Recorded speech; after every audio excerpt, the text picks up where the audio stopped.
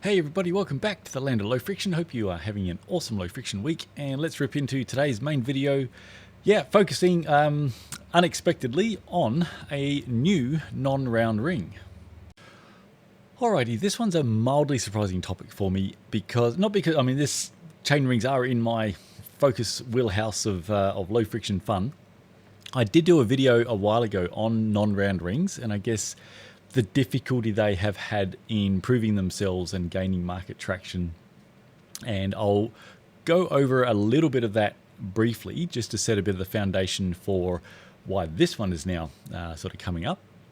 But this one's of interest to me just because I've actually been in some quite lengthy discussions with the inventor for quite some time, as well as some others involved in a sort of large email chat group on this particular product. And it's been quite a fascinating chain of discussion, and I guess where we are situated at the end of a lot of chatting around this particular product. Also factoring in that it's had a bit more publicity lately. It was featured in probably most recently a big Bike Rumor article covering this product. And also Harry, I am so sorry I forgot your last name off the tip of my tongue here, winning the, I believe it was the UK or British National Hill Climb Championships, and was using Spreng Reng to help him do so. So it's had a little bit of prominence lately, and so now's a good time to dive in with what my thoughts are on this, considering that I've been having some extensive chats with the inventor around this product for some time now.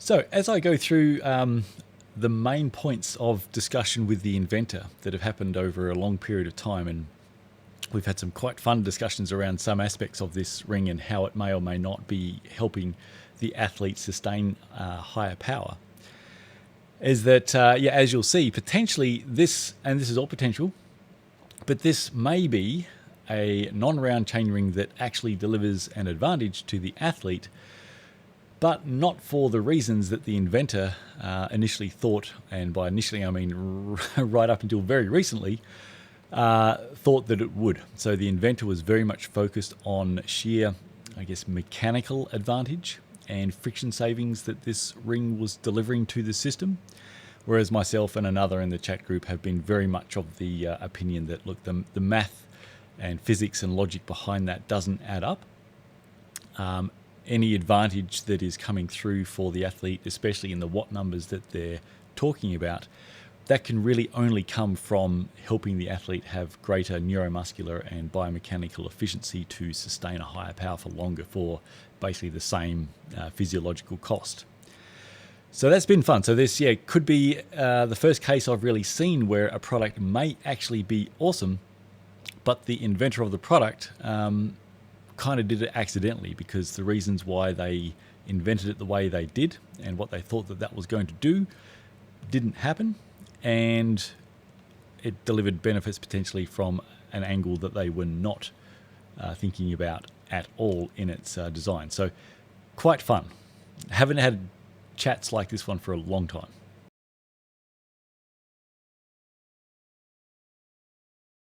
To understand what non-round or oval chain rings are trying to give to us, we just need to very quickly, very quick refresher on the basics of torque, power, and RPM. The very simple version, so one particular engineer, don't lose your mind. Torque times by RPM or cadence equals power. So whatever Newton meters of force you enter into your pedal stroke as an average across a full RPM, times by your RPM equals your watts of power. So it's obviously power is the dynamic figure. You can increase your cadence or increase your RPM but decrease the Newton meters of force to stay in the same power place, or you could decrease your cadence and increase the amount of force into the pedal to stay at the same power. Now your crank has X amount of mechanical advantage over trying to turn this chainring. So obviously the longer your crank lever, it is easier to turn. If you had a 1 meter long crank arm running out and you just needed to turn it down here, that is going to be easier to do so than if you had a tiny crank arm and you were trying to turn it against any resistance. So your crank arm is a mechanical lever. The reason why longer cranks don't always win, obviously, is because you need to make a full circle with them, and it may not be very biomechanically efficient to try to pedal a 1 meter long crank arm.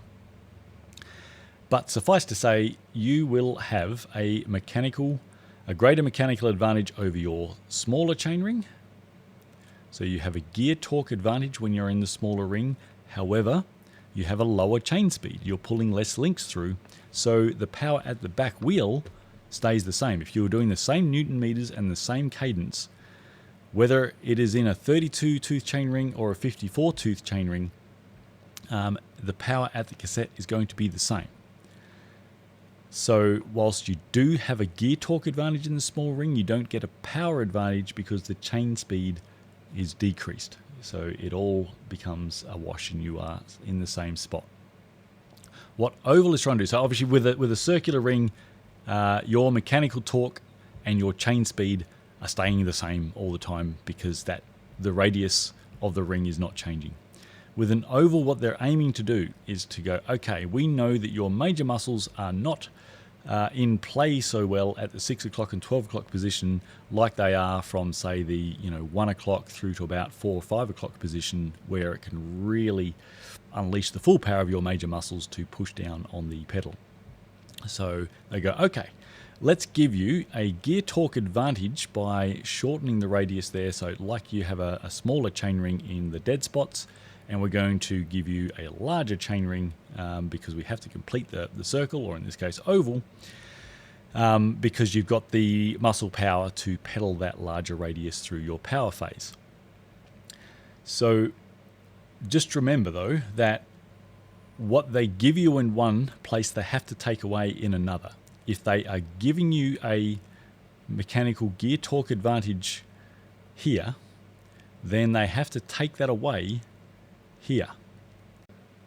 So really the main debate has been, is it of an overall benefit from really a neuromuscular and physiological point of view to make it easier for you to pedal through here, but just remember that has to make it harder for you to pedal there. Now, it's often sold, in my view, or marketed, in my view, misleadingly, where they don't want to say, hey, we're giving you an advantage here, but yeah, by the way, that's going to come with a disadvantage there. It's marketed as, oh, it's like pedaling in a bigger chainring, zooming along through the power phase, but it's like you're in the smaller chainring, getting through the dead spots.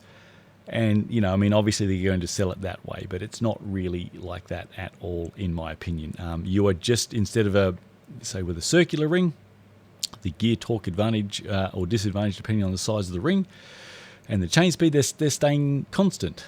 With an oval ring, they are simply altering that. They're making it easier in one place, and therefore it must make it harder in another place.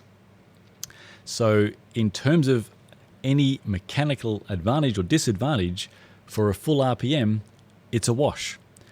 It always comes down to whether or not, from a neuromuscular and biomechanical perspective, is there an advantage in making it easier for you in the dead spot, and you won't notice that it's harder through the power phase because your major muscles can deal with that okay. But so overall, and again, this is my perception and opinion, I don't think non-round rings, or really anyone's oval or isometric rings, have gone anywhere. Is simply they haven't been able to prove the case for them. So the claims and the test studies that each brand has to sort of try to back their own marketing claims, I don't think have really held up to scrutiny. The studies have been small. Test protocols, I would say, again, my opinion, questionable, potentially cherry-picked data. And, you get the heads of tech at World Tour teams and pro teams having a look at this stuff and going, I'm not convinced. They had a bit of a moment really back in the sort of Bradley Wiggins and Chris Froome days when you both win Tour de France's on non-round chain rings, but that has not continued at all. Like after that sort of moment in the sun, that has not been able to sustain any market traction because where are the other athletes on it? If there was really something to it, a lot more World Tour and Pro Team athletes would be running oval chain rings or isometric chain rings, and they're not. And that does not help, I guess, the confidence in the normal avid racer or rider to go, hey, maybe these are a thing that I should have a look at. So, I mean, suffice to say, overall, the case has not been convincing. When cases are convincing, you see real change. I mean, in my own little wheelhouse here, obviously we go back, say, 10 years ago in the World Tour, where were wax chains? They were barely anywhere. Now, if you are a team and you're not running wax chains, you are the odd duck out and getting some funny looks. The case has been made, and it's been sustained by a huge amount of very robust, testing and evidence from multiple sources. It's really, it's proven, and so the teams adapt and they now run wax chains. The case has not been made for non-round chain rings.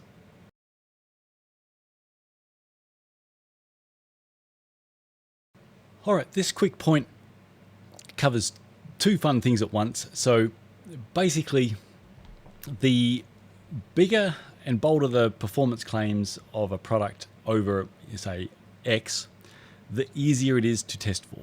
And so this is where it can become a bit of a double-edged sword. If a manufacturer is making a big claim about a product, then you need, I guess, it is just easier to ascertain the bigger the performance gap is. So if a chain ring was to claim that, hey, this chain ring will give you a 2-watt advantage at 300 watts load, that's really hard to test for. There's a lot of noise in drivetrain systems, and what an athlete might be able to pump out on a particular day, trying to ascertain a 2-watt performance advantage from, say, one chain ring to another, it's tough. And the fact that, say, the existing non-round rings up to this point haven't made a big splashy case of, whoa, I bolt one of these on and I get 10 watts, 20 watts sustained power increase, I think that tells us something about just how much performance gain you might be getting if it's been this hard to prove their case. If there is something there, it's potentially so small that it is just lost in the noise of, and the I guess the limitations of the testing that we have at this time. So if you're making a big claim, like with Spreng Reng, we've seen already some sort of anecdotal athlete claims of a 20-watt PR for a 20-minute hill climb, things like that. 20 watts, that's huge. So on the one hand, that's an awesome claim, but on the other hand, everyone's going to expect, including myself, that that's going to be a really easy claim to prove if it's there or not, because we're not hunting for a couple of watts, we're hunting for 20. We can be plus minus 10 watts and still see a pretty noticeable difference between a baseline round ring. So we're going to be looping back to that at some point when we delve into Spreng Reng in a moment, because I think it is an important consideration for what they are going to be doing around their communication in marketing on how much benefit these rings are going to give people. Because for me, if they go to market saying, yep, we've seen 20-watt increases over 20-minute climbs and athlete PRs of around that mark, I think all of us are going to be right in saying, show us the testing and the data. Because, I mean, why wouldn't you do that? If you truly have a chain ring that gives people a bolt-on 20 watts and you have the testing to prove that, I mean, these are going to be, I'll be buying them. I'll have them on my mountain bike and gravel bike in a New York minute. But if the testing data is not there, I'm going to be asking, why isn't it there?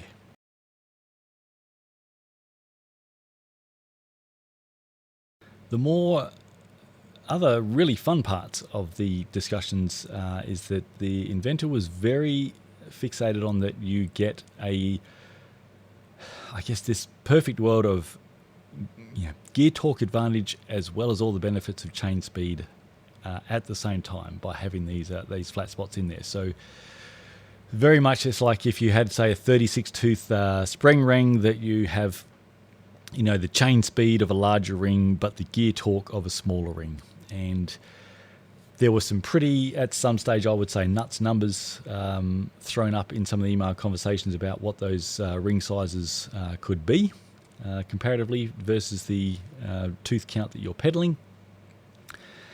And I really worked very hard, as well as did one other, to say that we just don't believe that that is going to actually be taking place, because again, just like we see with oval, what you sort of give in one place, you take away in another. Just because you're doing it more quickly, at the end of the day, by the time you complete a full revolution, gear torque advantage for a lower chain speed in one spot, for a chain speed, gear torque disadvantage but higher chain speed in another. You do a revolution for the same tooth count chainring. It's the same discussion as what we had around the oval chainring. More fun discussions then ensued as the inventor was saying, hey, look, when we add up all of the tooth value radii, so if we had a 36 tooth Spreng Reng and we add the radii together of all 36 tooth valleys, we get a lower total than if we add the tooth valley radii for a 36 tooth round chainring. Therefore, you have the advantage of having the chain speed of a 36 tooth chainring, but the mechanical gear torque advantage of a smaller radius chainring. I advised I don't believe that, because you don't work out circumference by adding radii points together. The circumference is 2 times pi times radius. So at minimum, you would have to add together your 36 calculations of 2 times pi times radius for each tooth valley point. You have to add all 36 of those calculations together and divide by 36 to get the average and see how close that was to a 36 tooth round ring. I couldn't be bothered doing that to see if that worked out the same, and I don't think they ever have either. The other one I said was, look, just directly measure the chain circumference of the chain around a 36 tooth Spreng Reng versus a 36 tooth round ring, because we still have 36 links that are 12.7 millimeter pin to pin. You can't really make that go around into a smaller circumference. They're kind of fixed. So yeah, we went around that like a lot, and that ended up in lots of fun places. And yeah, the nuts and bolts of that also was that the sum total of the 36 radius tooth valleys from the Spreng was, from memory, 1.24 tooth count lower than for a round ring. So at best we have, again, a fairly small difference that's not going to equal a 20 watt advantage. So neither even if that, what I think is incorrect math theory, was true around having a smaller overall radius for a 36 tooth chainring by going with this design versus a round ring, that very small difference in radius is like a 1 tooth count difference, and so neither that nor the potential friction savings for the flat sections is going to remotely get us anywhere near around a 20 watt gain at 300 watt load. So really, based on that, myself and another were very, very strong on trying to convince the inventor that this is not where the gains are coming from. The gains that he's talking about, there's only one place that can be coming from, and it isn't mechanical torque advantage, it isn't the differences in tooth valley radii, it isn't stiction or chain friction. It has to be coming from what it's doing for the athlete. It has to be a biomechanical and neuromuscular advantage in pedaling these versus a round ring. It cannot be a mechanical torque advantage.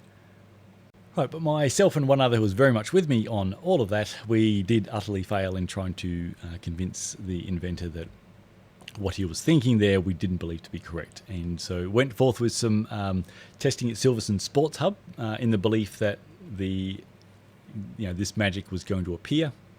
So basically, if you put, say, 250 watt pedaling load through pedal power meters on their test rig at the sports hub, that they can test sort of like full drivetrain at on one of their lovely machines there, that you're going to see a nice difference at the back wheel with Spreng Reng versus a round ring.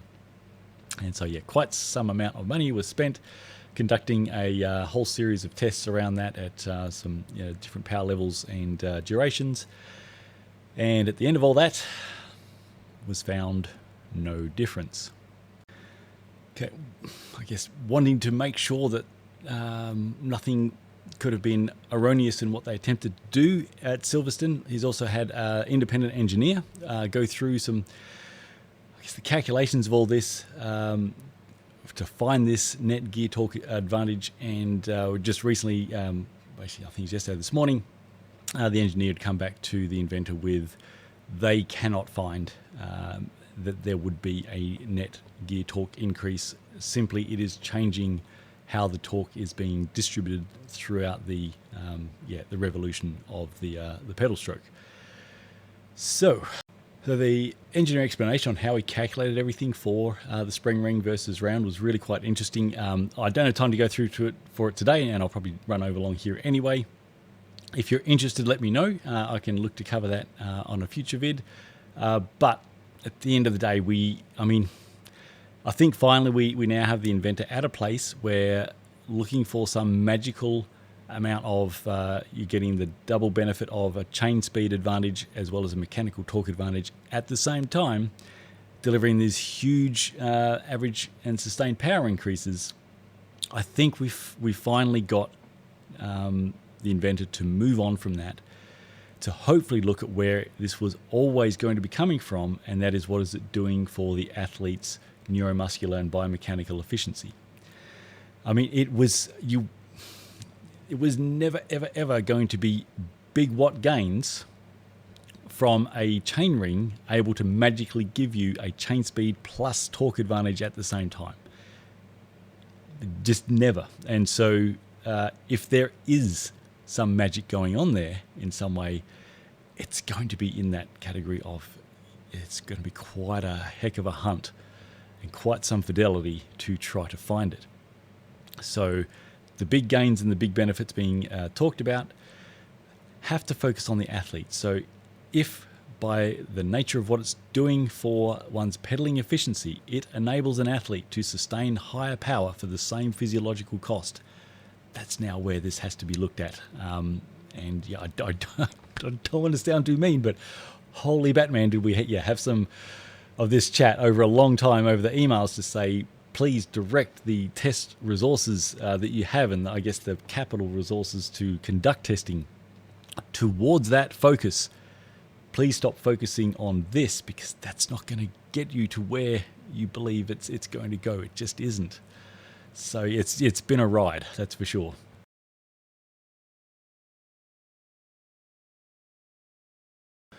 All right, so to wrap, another of the people in the group who's very much on the same page as myself and tried to help reinforce the same, everything that we've covered around the mechanical magic side of this ring, has tested himself and is actually a believer in what this ring is delivering in terms of sustained power, because when he's tested it, he has seen for himself some notable and just sort of obvious improvements in sustained power. So that's, I guess, encouraging. For myself, I am going to need a lot more than anecdotal athlete performance. It really would have to be a proper control test, which I just believe should be able to done. If these benefits are there, then we are not limited by the fidelity and test equipment limitations at all. We have the ability to be able to test to ascertain these level of differences to the athlete's performance. And you're considering that overall, for a long span of time and from multiple manufacturers, some reasonable amount of research and development has gone into making non-round rings that are supposedly giving athletes a sustained power advantage, but been really, in my personal view, unable to really convince the wider cycling world of that fact. So I don't think personally that any of the other existing non-round rings have made their case. Potentially they suit certain athletes, and certain athletes, due to their own pedaling mechanics, see a benefit. But if there was a broad obvious benefit, as discussed, we would see them widely used, and we do not. And yeah, they've been having a crack at that for a long time. So it would be like kind of interesting that if this ring is the one, that it got there accidentally, because at no stage was the biomechanical and neuromuscular efficiency ever a focus of the inventor of this ring. The inventor was all focused on what this is going to do from mechanical gear torque and chain speed and chain friction advantages. That is what sits behind the ring being designed how it is. And myself and another could not drag the inventor kicking or screaming to have a look at maybe the power gains are coming from the athlete's physiological advantage side of things, as opposed to physical mechanical advantage. And we couldn't get him there. So not only did we fail in convincing the inventor of that, it then took some quite expensive testing at Silverstone, and then took an engineer doing further calculations, and finally we might be there, that having a look at that side of what is going on may happen. So that really, to me, just wraps up that in no way was this ring designed to give an athlete a neuromuscular and physiological advantage. It was designed to give a mechanical advantage. So if it accidentally is the ring that provides the greatest benefit to the athlete from a neuromuscular and physiological standpoint, that would be quite a thing to occur. Across history, there have been some pretty awesome accidental inventions. Penicillin, vulcanized rubber, anesthesia, post-it notes, super glue. Maybe this is going to be cycling's. I would love it if that turned out to be the true. So I am quietly behind Spreng Reng being the next amazing thing to come along to give us 20 watts. How cool would that be? And the story of how it got here would also be quite cool. So stay tuned. Not your average non-round ring story, this one. Let's see where it goes. And as always, would love to know your thoughts and input and comments on this particular, potential invention. All right. So have a great weekend. And I don't know if I mentioned before, but I've got the state XC titles on this weekend, so that's going to be a bunch of fun. They normally make a tougher course for the states, and no exception this year. New tracks that I've never ridden before. I've managed to practice them last weekend, and it's going to be a really tough course. Some sections I'm going to struggle with a bit. We have one section that's literally like 20 to 26% uphill gradient for about 300 meters, and my back really didn't like that, even just for some training laps. It's going to like it less trying to do it at race effort, and some tricky parts on some downhills, especially if there's any more sort of rain that comes in. Some bits were just really sleek, super narrow, like tracks that's about the width of 3 tyre widths, and quite fast, but Disney on ice and little bits of off camber as well. I struggle with that stuff. Dodging some big rocks at speed in some other sections, so playing a game of asteroids there. If we can get through without having any major moments or incidences, keep rubber side down, no broken wheels or anything, that will be groovy. So I'll see if I can get some footage, if I can get my camera working, and more fun and adventures as always in the land of low friction, and look forward to talking to you soon.